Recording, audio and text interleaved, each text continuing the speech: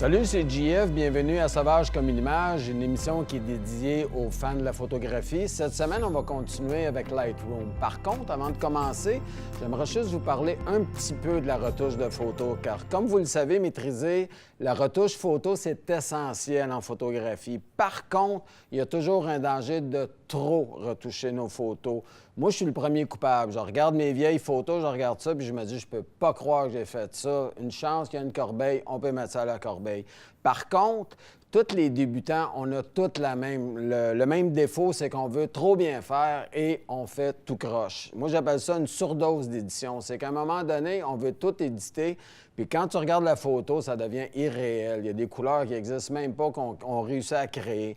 Fait que je vous dirais, moi, que la chose la plus facile à faire, c'est que quand vous éditez une photographie et que vous pensez que vous avez atteint le bon point de ce que vous voulez faire, reculez d'une petite coche. C'est toujours la meilleure façon d'en faire toujours un petit peu moins. Vos photos vont être beaucoup plus belles et quelques années plus tard, quand vous allez regarder ça, vous allez encore être fiers de vos photos. C'est sûr qu'au début, on fait des erreurs de débutants, on fait un petit peu trop de contraste, un petit peu trop de saturation, un petit peu trop de focus. Ça, c'est une autre affaire aussi. Les gens abusent du focus. À un moment donné, les choses dans la vie sont pas toutes focusées du devant de la caméra jusqu'à la fin. Je regrette, mais il n'y a pas une image qui devrait être comme ça. Par contre, ce qu'il faut apprendre à faire, c'est d'y aller par petites doses. Essayez des choses, regardez la photo. Le meilleur conseil que je peux vous donner, c'est que vous en faites un petit bout de temps d'édition, puis vous arrêtez. Prenez 5-10 minutes de pause, allez prendre un café, partez la machine à café, revenez, puis regardez ça de nouveau. Puis des fois, vous allez vous dire, je peux pas croire que je suis en train de faire ça, vous allez vous arrêter là. C'est beaucoup mieux que d'y aller des longues périodes de 20 minutes, une demi-heure sans arrêter. Parce qu'à un moment donné, quand on a le nez dedans, on dirait qu'il y a des choses qu'on ne voit plus. Puis ce qui va arriver en bout de ligne, c'est quand vous allez mettre votre photo soit sur Instagram ou sur Facebook, les gens ne verront pas votre photo. Les gens vont seulement voir « Wow, le ciel est beaucoup trop saturé. Wow, ça n'a pas d'allure cette affaire-là. » Ils ne verront pas votre photo. Vous allez avoir la plus belle photo du monde, une éruption volcanique pendant qu'il y a un paquet d'affaires qui se passent, mais les gens vont dire « ça se peut pas, cette photo-là. Il y a trop d'HDR là-dedans, il y a trop de ça, il y a trop de ça, il y a trop de ça. » Fait que le meilleur conseil que je vous donne, allez-y mollo, faites une petite session, arrêtez-vous, prenez le temps de regarder la photographie. Si c'est à votre goût, continuez un petit peu, quitte à le faire une autre journée. Moi, il y a des fois que je fais ça. À un moment donné, quand je bloque, puis je vois qu'il y a quelque chose qui ne fonctionne pas dans ma photo, mais je n'arrive pas à mettre le doigt dessus, ça ne donne rien de continuer. Arrêtez-vous à ce moment-là, puis reprenez-la plus tard. La plupart du temps, vous allez trouver la solution en le faisant. Fait qu'on va commencer avec des petits trucs que je vais vous donner dans Lightroom. C'est des choses très simples à la portée de tout le monde. Pas besoin d'être un professionnel pour faire ça. Puis ça va faire suite au premier cours que je vous ai donné il y a quelques semaines. Fait qu'on y va. On est de retour. Mon ordinateur est prêt. Ça va donc être la suite de ce qu'on avait commencé il y a quelques semaines. Je vais vous donner le premier truc en partant, c'est de ne pas tout télécharger vos photos. Dans mon cas, je reviens d'une session de photos, je peux avoir entre 3000 et 5000 photos. Ça serait complètement fou de tout mettre ça dans mon ordinateur. Fait que tu fais une présélection avant. Il y a divers logiciels qui te permettent de faire ça. Et tu y vas avec tes meilleurs parce que c'est tes meilleurs que tu vas travailler anyway. Et ça fait moins de place sur ton disque dur en même temps.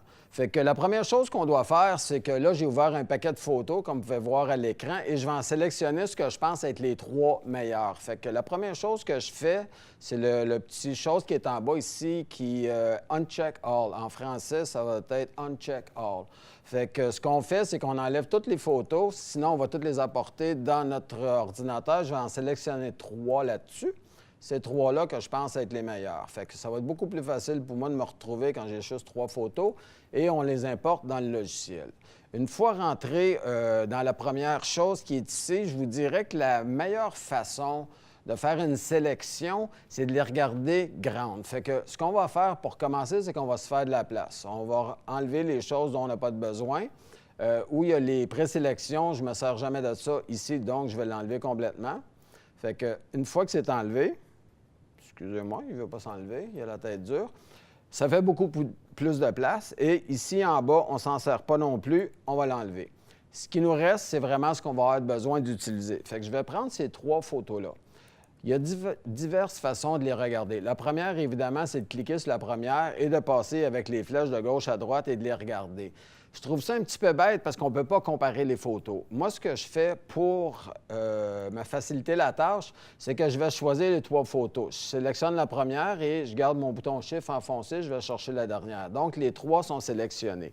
On va les mettre en mode sélection. Pour ça, vous devez utiliser la clé N. Vous pesez une fois, ce qui fait que maintenant, on a les 3 photos à l'écran en même temps.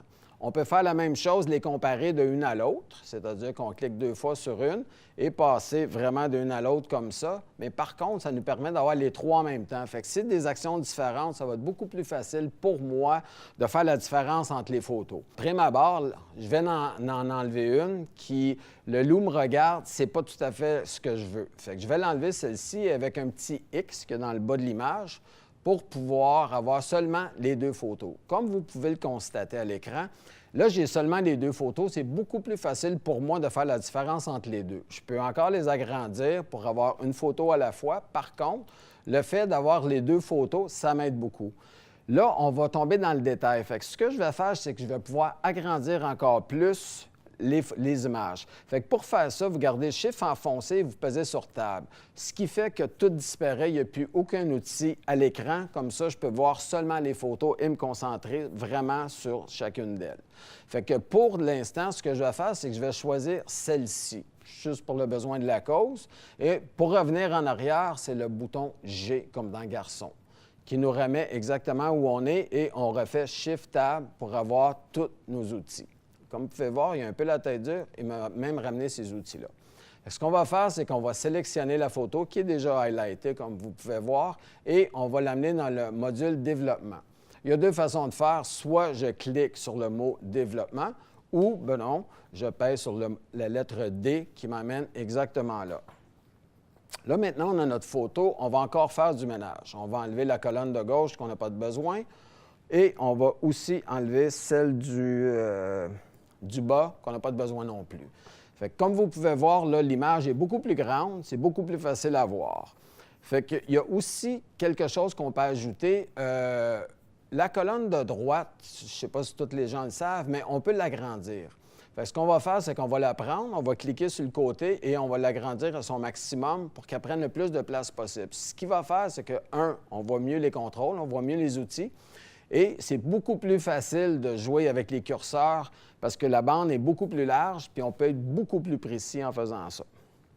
Fait que l'autre chose qu'on peut faire aussi, c'est que quand on ouvre une photo comme ça, comme je vous ai montré, moi, Adobe a voulu qu'on commence en haut et descende tranquillement en bas. Moi, je travaille à l'inverse. Il y a une autre façon de fonctionner, je vous dirais, qui est beaucoup plus facile pour commencer. Puis surtout, si vous commencez dans Lightroom, je pense que c'est peut-être une bonne chose de le faire comme ça. Si vous regardez dans le deuxième panneau, c'est-à-dire celui-ci, où on peut jouer avec le contraste et tout ça, vous avez un bouton qui est Auto. Auto, c'est une façon que les gourous d'Adobe ont décidé de partir une photo, c'est-à-dire qu'on va tout faire automatiquement. Ce sont des algorithmes qui vont prendre des décisions pour vous, mais ça fait un bon point de départ. C'est sûr que votre photo ne sera pas parfaite, ça ne fera pas « clac, j'ai une belle photo, ça s'arrête là ». Par contre, ça vous donne une bonne idée où commencer et quel curseur vous devez ajouter. Je vous dirais que la plupart du temps, ce qu'il faut enlever, là on va prendre cette photo ici, c'est qu'il y a beaucoup trop de bleu. Fait que ce que je vais faire, c'est que je vais aller justement enlever du bleu. On va aller dans le domaine, pas dans le domaine, mais dans le panneau saturation et je pourrais aller directement avec la couleur bleue parce qu'elle est là. Par contre, je vous dirais que souvent, ce qu'on voit à l'écran, c'est un mélange de couleurs. La meilleure façon d'aller exactement où vous voulez, c'est que vous prenez le petit curseur qui est ici et vous cliquez sur la photo, la couleur que vous voulez changer, c'est-à-dire désaturer ou saturer. Fait que je clique, je garde mon bouton gauche enfoncé et quand je monte, comme vous pouvez le constater, je sature et quand je descends, je désature. Fait que là, le truc, c'est d'y aller doucement jusqu'à temps qu'on arrive et vous voyez, on commence à retrouver la neige qui est blanche. Fait que là, je le fais à l'œil parce que j'ai beaucoup de, excusez-moi, d'éclairage dans le studio, fait que c'est un peu dur d'arriver pas mal juste. Fait que là, c'est pour vous donner une idée comment fonctionner. Quand vous allez être à la maison, ça va être beaucoup plus facile. Je vais profiter de cet arrêt pour vous dire comment passer de un à l'autre. Évidemment, vous avez dans le bas de l'image le petit Y que vous pouvez peser. Excusez, je vais juste ramener ça ici, qui va nous permettre de pouvoir voir les 2 images. Celle du départ, qui est Before, qui est à gauche, et celle où on est rendu, qui est after. Ça, c'est une des façons de travailler. Vous pouvez les mettre de diverses façons, tout dépendant de la façon que vous voulez travailler. Et quand vous voulez remettre ça comme c'était, bien, vous repesez sur la grande image, ça revient exactement à une image. Moi, la façon que je fonctionne, c'est avec le backslash. C'est beaucoup plus facile, une clé. Vous pouvez passer facilement, ça, c'est l'image de début et l'image d'arrivée. Ça, c'est une des façons de fonctionner. Parce qu'à un moment donné, c'est ce que moi, je le fais régulièrement. Je vous dirais que quand je fais une correction, je pars en arrière, je vais en avant et vice-versa, pour m'assurer que je dénature pas trop mon image de départ. Parce qu'à un moment donné, vous allez voir que la photo de départ, celle d'arrivée, est complètement différente. Il ne faut pas que ça soit trop différent. Ça dépend. S'il y a beaucoup de choses à améliorer, oui, mais il ne faut quand même pas dénaturer notre image de départ. Fait que là-dessus, je vous dirais que ce que je vais vous montrer aussi, là, c'est un petit truc pour remettre l'image de niveau. Évidemment, ça aurait été beaucoup plus facile. J'aurais eu une image avec un horizon, mais par contre, je vais prendre la ligne blanche qu'il y a là pour faire comme si c'était l'horizon. Il n'y a rien de pire que de regarder les photos de quelqu'un quand l'horizon est comme ça. Ça a beau être une très belle scène, ça a beau être le plus beau coucher de soleil de votre vie. Quand l'horizon il est croche, moi, par expérience, on voit que l'horizon est croche, on oublie tout le reste. Il y a diverses façons de le corriger avec Lightroom. Vous avez ici le bouton qui est fait pour cropper et pour remettre l'horizon de droit. Une des façons, c'est de le faire à l'œil. Vous mettez ça dans le coin et vous y allez à peu près comme vous pensez. Vous vous fiez sur les lignes qu'il y a dans le viseur. Par contre, je vous dirais que par expérience, c'est dur de l'avoir très, très, très droit. Il y a un autre bouton, quand vous ouvrez le panneau, c'est celui de l'angle, ou angle dans ce cas-ci en anglais. Vous prenez le petit curseur qu'il y a là et c'est la même chose, c'est un peu plus précis. Vous allez arriver à le mettre droit.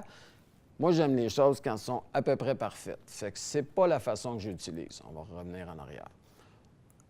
Quand vous avez Angle, ici, juste à côté, vous avez un petit instrument qui s'appelle le Straightening Tool. C'est vraiment fait pour remettre l'horizon le plus droit possible. Vous cliquez dessus et là, vous allez faire 2 points.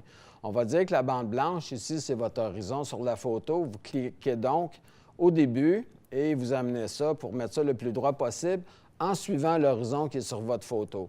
Quand vous allez relâcher, le logiciel par lui-même va tout vous remettre ça droit. Quand c'est à votre goût, il y a 2 façons de faire. Faites soit Enter, pour dire que vous appréciez ce que vous venez de faire, ou vous le faites directement là-bas. On va le faire avec Enter, c'est beaucoup plus facile. Une autre des choses que j'aime bien de cette partie de... Je vais retourner en arrière. Retourner en arrière en passant, c'est CTRL-Z. C'est que dans le même module, vous pouvez faire beaucoup de choses. On va le remettre comme il était au départ, comme ça. C'est-à-dire de l'utiliser. La plupart des gens vont l'utiliser tel quel. On va juste le remettre reverb, comme il était. Voilà. Fait que la plupart des gens vont utiliser qu'une certaine partie de ça. Je vous dirais que dans ce chose-là, il y a beaucoup de choses que les gens n'utilisent pas.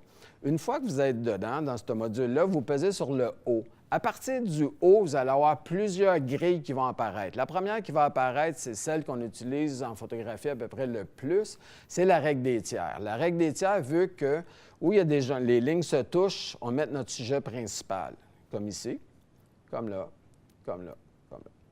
La plupart du temps, on va mettre les choses là. Ça se peut que la photo qu'on a prise s'adapte plus ou moins à cette règle des tiers ou va falloir trop couper ou ça va tout changer la photo. Il y a d'autres façons de faire. Si vous continuez à peser sur le haut, vous allez voir d'autres grilles apparaître. Comme celle-ci, elle vous donne une idée que si vous coupez votre photo 5-7 en 4-5 ou en 2-3, qu'est-ce que ça va donner? Vous allez le voir avant.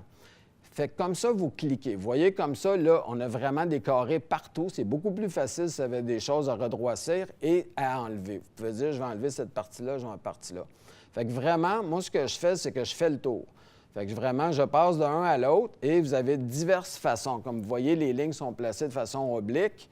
C'est une autre façon de disposer vos éléments dans une photo qui va donner un certain dynamisme qu'on ne verra pas ailleurs.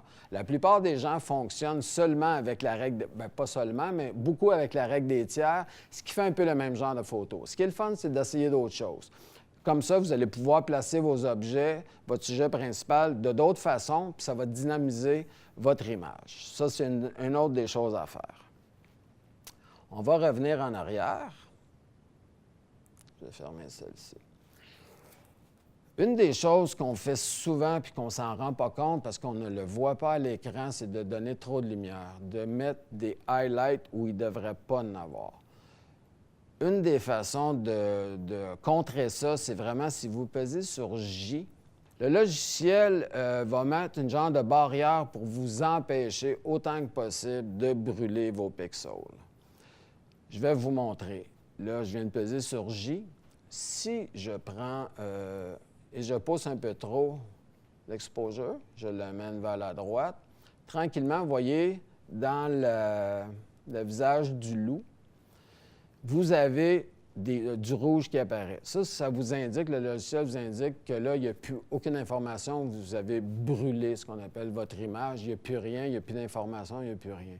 Pour vous éviter ça, le logiciel Lightroom met du rouge pour vous avertir que ça, là, ça va être brûlé. Fait que quand vous allez imprimer votre photo, c'est clair que vous n'aurez plus aucune texture, vous n'aurez plus rien, vous allez avoir le papier qui va être derrière parce qu'il n'y a plus aucune information. Fait que ce qu'on fait, c'est vraiment d'agrandir la zone pour pouvoir voir correctement ce qu'on fait et à partir de quel moment on est du bon côté. Fait que dans ce cas-ci, on va ramener ça un petit peu vers la gauche parce que c'est clair qu'il y en a beaucoup trop. Et le fait d'avoir agrandi l'image nous permet de voir aussi qu'on a un problème aussi avec le noir. Le noir aussi a perdu de l'information, fait que là, on s'en va dans Black, évidemment, qu'on ramène vers la droite tout doucement. Ce que vous voyez, le bleu, c'est la même chose que le rouge qu'on vient de voir pour la couleur blanche. Fait que tranquillement, on ramène jusqu'à temps que ça disparaisse. On y va doucement et on finit par faire disparaître ça. Je vous dirais que la meilleure des choses, quand vous retouchez une photo, c'est toujours de travailler à 100 la plupart des gens, ils ont des écrans 32 pouces puis ils pensent que c'est correct comme ça. Quand vous faites de la correction, quand vous faites n'importe quoi, assurez-vous d'avoir le plus de détails possible. Prenez 2 secondes de plus, faites-le à 100 et promenez-vous. Vous voyez, là, j'ai une petite main qui me permet de tasser mon image comme je veux. Fait qu'il n'y a aucun problème, il faut aller d'une zone à l'autre et souvent, il y a des choses que vous n'avez pas vues du premier coup que vous allez voir à ce moment-là, que ça soit des taches, ça peut être une poussière sur votre capteur, vous ne l'avez pas vu parce que tout dépendant de la scène, des fois, ça peut être masqué à travers des nuages, des branches, ça vous permet. Fait que la meilleure des choses quand vous commencez, c'est vraiment de vous promener et d'aller voir les coins, aller voir des endroits que votre œil n'est pas attiré. Parce que la plupart du temps, on regarde notre sujet principal puis on oublie ce qui se passe alentour. Comme pour cette photo-ci, quand je fais ça, je m'aperçois que sur le côté, ici, il y a une belle branche qui dépasse, il y en a une belle là. C'est sûr que si je prenais cette photo-là pour l'imprimer, je ferais un petit nettoyage de branches. Fait que je vais juste en faire quelques-unes pour vous montrer comment ça fonctionne. Fait qu'ici, on a un outil qui s'appelle le Spot Removal. À la base, ça a été créé pour enlever justement les poussières sur le capteur parce que ça fait comme des petits ombres, des beaux petits ronds qui n'ont pas d'affaire dans votre photo. Par contre, avec le temps, on l'a développé pour qu'il puisse corriger et enlever des choses un petit peu. Fait que ce qu'on fait, c'est qu'on clique dessus et on le garde enfoncé. Évidemment qu'ici, il faut regarder la largeur du cercle, qui est beaucoup trop petite. Fait que ce que je vais faire ici, je vais l'agrandir pour pouvoir l'utiliser. Vous le mettez à côté de l'objet que vous voulez corriger. Et il faudrait, vous dirais, comme règle de base, que c'est à peu près, je vous dirais, 4 à 5 fois plus large que l'objet. Parce que lui, ce qu'il fait, c'est qu'il fait une moyenne de tout ça, puis il va aller voir dans la photo qu'est-ce qu'il peut prendre pour l'insérer là, qu'est-ce qui va le mieux faire disparaître ce que vous voulez enlever. Fait que plus vous lui donnez d'informations, plus ça va être facile pour lui d'aller trouver quelque chose qui va pouvoir matcher avec ce que vous voulez faire. Si vous le faites trop large, là, ce qu'il va faire, c'est que lui, il va aller chercher des choses beaucoup trop larges, fait qu'il va être porté à amener des petites affaires à côté qui ont plus ou moins à faire. Fait que là, si je vais trop large, il y a des chances qu'il aille chercher d'autres branches. Comme je veux enlever une branche, je ne veux pas qu'il m'en rajoute. Fait qu'on va travailler correctement. Fait que je vais juste le grossir un petit peu encore. Ça devrait faire, comme vous pouvez voir, c'est à peu près ça, 4 fois. Fait que pour commencer, j'enfonce mon bouton de gauche et je passe vraiment par-dessus la branche en essayant autant que possible que celle-ci soit dans le milieu de mon cercle. Je relâche Et comme vous pouvez voir, bang, c'est disparu. C'est aussi simple que ça. Et on va faire l'autre branche ici, la même chose. Lui, c'est sûr que ça va être un petit peu plus large, mais pour les besoins de la cause, on va le faire comme ça et on clique à côté. C'est disparu. Là, il y a deux façons de procéder. Je vous dirais que la première, c'est de prendre ça tel quel. La deuxième, c'est de toujours vérifier. Fait qu'on va fermer le panneau qui est ici et on va aller vérifier quelle sorte de travail il a fait. Si j'agrandis ici, comme vous pouvez voir, il n'a pas fait un bon travail. Il a pris une partie, mais il n'a pas tout enlevé. Ça, la meilleure façon de voir, encore là, c'est de travailler à 100 Si j'étais parti en prenant pour acquis que le logiciel a très bien travaillé, je me ramasserais avec un petit point noir. Comme je vais me mettre à travailler sur d'autres choses, ça se peut que je l'oublie. Quand vous le voyez, faites-le tout de suite. Dites pas « Ah, je vais faire ça, puis je vais revenir », c'est sûr que vous allez l'oublier. Ou vous avez d'excellentes chances de l'oublier. Fait qu'on va tout de suite corriger la situation, on va revenir en arrière. Il y a deux façons de faire. Je pourrais le refaire tout simplement ou recliquer sur le point qui est ici. Et là, je peux recommencer à partir de là. Fait que je vais faire un reset parce que je lui dis qu'il n'a pas fait un bon travail. Là, en travaillant à 100 ça va être beaucoup plus facile de voir s'il fait bien ou non. Fait qu'on y va. On passe par-dessus la branche. Puis là, on y va vraiment un petit peu plus large parce que c'est clair que la première fois, je n'avais pas été correctement. Beaucoup mieux. Là, on peut s'apercevoir que le logiciel a bien travaillé. Cliquez à côté. Comme ça, il va pouvoir enlever ce qu'il a fait. Et on s'aperçoit que le logiciel a fait correctement son travail. Fait que c'est toujours une bonne chose, surtout quand vous enlevez des choses comme ça, que vous réparez des choses, de bien surveiller. Parce qu'il peut y avoir des erreurs de tonalité. Ça se peut que vos couleurs ne soient pas les mêmes, que ce soit un petit peu plus pâle, un petit peu plus foncé, puis qu'il y ait des ajustements à faire. Je vous dirais que personnellement, je ne fais pas de la retouche comme ça avec Lightroom. Je préfère de beaucoup Photoshop. Photoshop est beaucoup plus précis. Je trouve qu'il y a un éventail plus large de choses, d'outils que vous pouvez utiliser pour faire ça. Comme tous les logiciels de retouche, il y a mille et une façons de faire les choses. Que ce soit avec Lightroom ou Photoshop, chacun a sa façon de faire les choses. Il n'y a pas de bonne ou de mauvaise façon. Je vous dirais que la bonne façon, c'est quand vous avez un bon résultat, puis la mauvaise façon, c'est quand c'est tout croche. Pour le reste, il y a divers chemins, il y a diverses façons de le faire. Chacun y va avec ce qu'il aime. Il y a des gens qui corrigent un petit peu plus, il y en a qui corrigent un petit peu moins, mais les outils qu'on peut utiliser sont très différents d'un logiciel à l'autre, mais ils arrivent tous à la même finalité. C'est ce qui est important. Fait qu'on va revenir en arrière. Je vais fermer ceci et je vais remettre mon image au complet.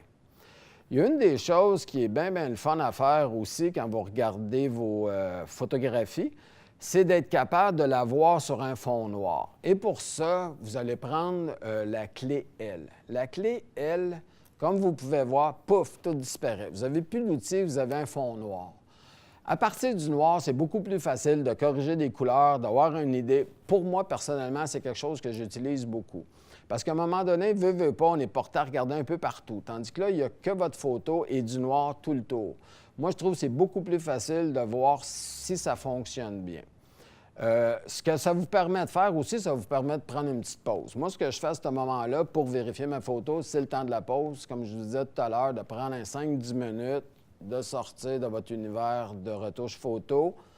Et quand vous revenez, vous pouvez regarder votre photo plus smooth. Vous avez fait un arrêt, une pause. Puis c'est là que vous vous dites « OK, il me reste ça à arranger ». Une des choses aussi de faire, c'est de l'écrire. Quand vous apercevez qu'il y a 2-3 choses à faire, moi, j'ai toujours un crayon pas loin, du papier, puis je le note.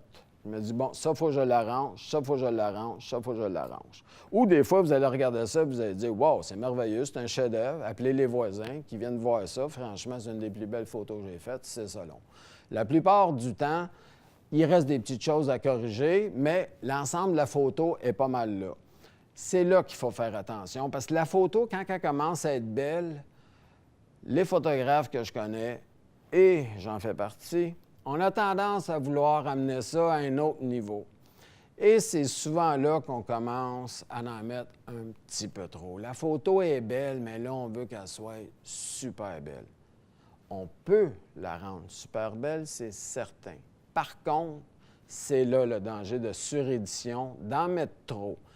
D'en mettre trop, je vous dirais que ce que je vois le plus souvent, c'est là que les gens décident, parce qu'on finit toujours en faisant le focus. J'ai oublié de vous dire que, personnellement, moi, la dernière chose que je fais sur une photographie, c'est le focus. J'y touche pas avant ça, parce qu'on fait tellement de changements de toutes sortes qu'on joue avec les pixels. Fait que le focus, si vous le faites à ce moment-là, la plupart du temps, vous allez le perdre en cours de chemin.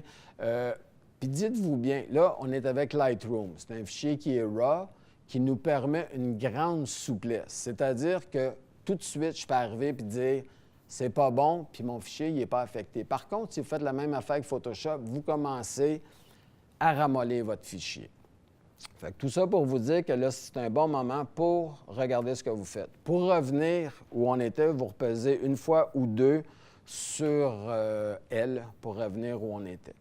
Autre chose que je voulais vous dire, c'est que la plupart des gens, à un moment donné, quand ils regardent ça, justement après l'avoir mis sur le noir, ils se rendent compte que finalement, ce qu'ils ont fait, c'est vraiment pas beau.